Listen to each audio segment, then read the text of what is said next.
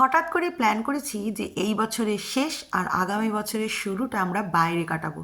তো যথারীতি প্ল্যান করেছি আর বোর্ডিং পত্তর গুছিয়ে নিয়ে রেডি হতে শুরু করে দিয়েছি। এই যে 14 পট্টিয়ালা প্যান্টটা দেখছেন, এই প্যান্টটা আমি মিশো থেকে নিয়েছিলাম আর কুর্তিটা কোনো একটা মেলা থেকে নিয়েছিলাম। কোন মেলা সেটা এই মুহূর্তে আর মনে পড়ছে না। রেডি হতে যাব সেই মুহূর্তে লাইনটা চলে গিয়ে মাথাটা গরম করে দিল। তাই জন্য সূর্যের আলোই ভরসা। ভোর 6:45 সময় সূর্য ভাবছে যে আমি কি আলো দেবো নাকি আর একটু ঘুমাবো। সূর্যি মামার এই কনফিউশনে আমি হয়ে গেছি কনফিউজড হওয়াতে কিছুই খুঁজে পাচ্ছি না।